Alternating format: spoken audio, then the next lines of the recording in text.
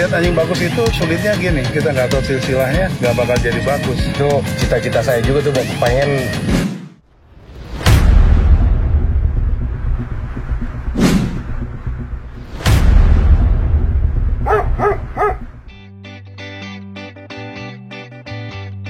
Halo semua JSD lovers, kali ini kita kedatangan tamu spesial, mentor saya, senior saya di klub IGSC. Dia ini dari sebelum gue lahir kali udah main anjing dengan Pak Manu. Apa kabar Pak Manu? Apa kabar Mas Aldi?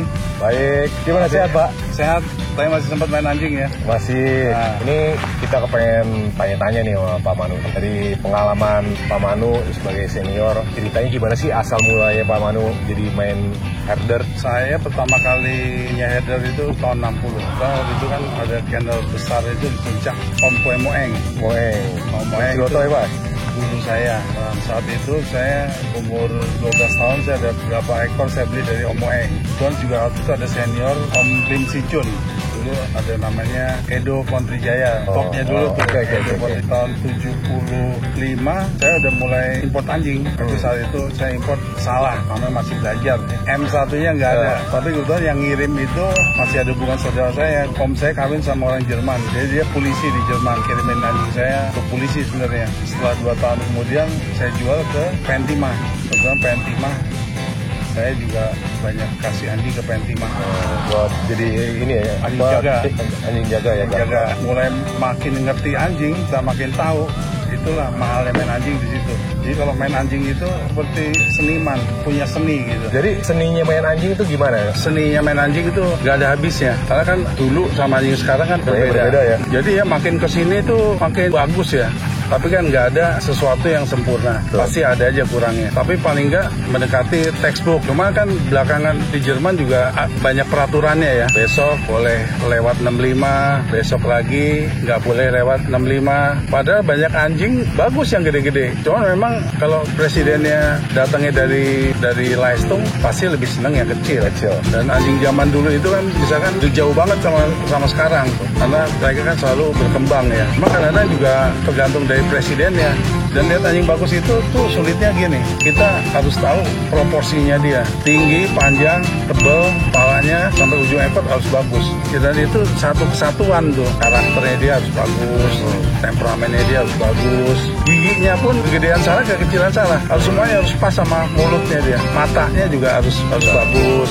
Jadi moncongnya, jidatnya, warna mata, bentuk mata, kuping, semuanya itu satu kesatuan ya yang bisa bikin anjing itu gitu indah. Itulah yang susahnya nilai anjing itu. Belajar kepala yang bagus saja itu nggak banyak ya ternyata dari kepalanya poin yang dilihat tuh banyak.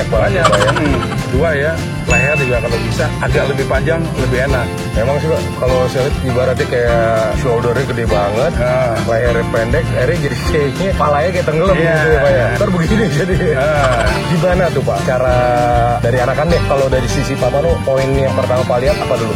Apakah karakter atau anatomi? Lihat anjing nomor 1 harus lihat dari silsilahnya dia. Karena kita breeder itu ya, mau dapat anjing bagus harus kita sendiri yang bikin. Kita nggak bisa instan, beli dari situ bagus. Terus itu kita ternakin di kita. Belum tentu juga dia bisa keluarin bagus di kita. Makanya kalau di Jerman itu yang menang ya itu aja. Akhirnya dia punya type sendiri Pak ya. Type sendiri. Karena anjing sebagus apapun kalau itunya nggak bisa, percuma. Kalau saya lihat dulu tuh sering banget anjing herder yang import banyak yang galak juga Pak ya. Iya. Makin kesini saya lihat tadi bloodline-nya itu dijaga, akhirnya anjingnya jadi friendly tapi dengan punya temperamen yang dia bukannya friendly itu terus jadi anjingnya nggak bisa ngigit. Jadi dia secara IGP pun atau tutsun pun dia nggak ada masalah. Anatomi untuk papi nih Pak, anakan anjing kecil itu kan semua bayi lucu ya. Kita sebetulnya nggak bisa kita mutusin, ini lebih bagus, ini nggak bagus. Tapi paling enggak kita lihat dulu, ini karakternya bagus nggak. Kalau anjing yang ngantuk-ngantuk ya jangan dipilih. Jadi cari anjing yang dia nakal, dia lebih agak ekstrim daripada yang lain. Misalnya kepalanya dia besar, kakinya dia besar. Cuma ada patokannya, warna harus dapat yang bagus. Kalau kecil udah dapat yang warnanya pucet, ya dia sampai gede terus hipnya mesti bagus juga banget ya Pak, elbow, hips. Karena itu nanti dengan bertambahnya umur, bebannya makin ini, kalau hipsnya bermasalah, wah udah makin kelihatan. Ngomong-ngomong nih, Pak Manu kan udah lama nih Pak, dari zaman dulu. Nah, anjing-anjing Pak Manu dulu siapa aja sih Pak yang berprestasi gitu? Saya sih anjing itu banyak ya, agak lupa ya. Tapi saya pernah punya PA, namanya Flory von Eckhoff. Saya punya V1, Sigershow, namanya Hexe von Restrau. Terus saya punya ada SG5, Nakesawa von Arminius. Namanya siapa gitu. Saya banyak punya anjing yang depan juga di Sigershow. Cuman saya lupa. Cuman saya beli Gunter Kolges, saya pernah beli dari Walter Martin, beberapa ekor saya beli. Kebetulan juga saya dulu banyak belajar dari Walter. Saya kenal Walter itu dari Pak Budiman Salihin. Dan semenjak itu saya bisa kontak langsung sama Walter, jadi saya suka komunikasi sama Walter. Saya banyak belajar sama Walter Martin. Mungkin bisa dijelasin Pak ke netizen siapa tuh Walter Martin? Walter Martin itu salah satu orang yang tersukses ya di Jerman. Kenalnya kan von Wienerau. Dia punya Cham Wienerau, Panther Wienerau, Wanto Wienerau. Kennel tua tuh ya Pak? Kennel tua. Tapi dia saat itu di Jerman dia ngerajain lah. Dan dia kan bersaudara sama Herman Martin. Herman Martin kan von Arminius. Anjingnya juga top. Ya. Cuma Walter ini kan kalau orang jago-jago main anjing itu kan kebanyakan nyentrik gitu. Jadi susah dibilang juga dia. Karena kan orang pendidikan. Tapi dia matanya tuh saat ini belum ada yang mengalami dia. Banyak orang Jerman yang belajar dari Wienerau. Cuman yang kesel sama dia juga banyak.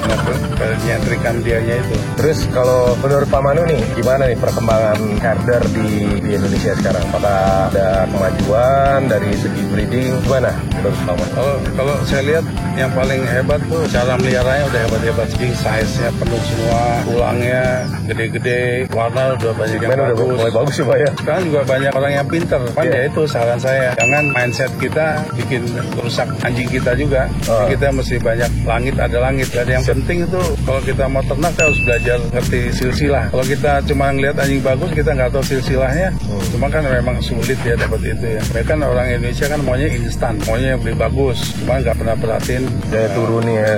Juga nih teman-teman netizen, anjing bagus itu belum tentu nurunin bagus juga. Iya. Makanya tadi mungkin yang dibahas oleh Pak Manu itu kenapa pentingnya bloodline. Dari bloodline itu udah kita bisa lihat historicalnya kan Pak ya. Anjing-anjing yang bagus itu darahnya harus kita lihat gitu kan Pak ya. Yeah. Jadi let's say misalnya anjing si Mars dan anjing siapa lagi yang tipe-tipenya bagus itu mesti dilihat apakah ada bloodline yang ini cocok nggak masih Mars gitu ya Pak ya. Gimana sih cara ngeliatnya itu, apa baca informasi itu atau komunikasi antar breeder di sana atau gimana Pak? Setiap breeder itu udah punya imajinasi sendiri. Jadi seperti Mars, itu kan Mars von Aurelius. Baru pembiaknya itu namanya Wilfried Bennett. Dia orang udah senior banget, udah jago banget. Dan dia Mars itu kan anjingnya gede. Waktu dia muda, dia nggak terlalu anjing bagus tapi nggak terlalu nonjol. Tapi begitu dia udah lewat 2 tahun, 3 tahun, itu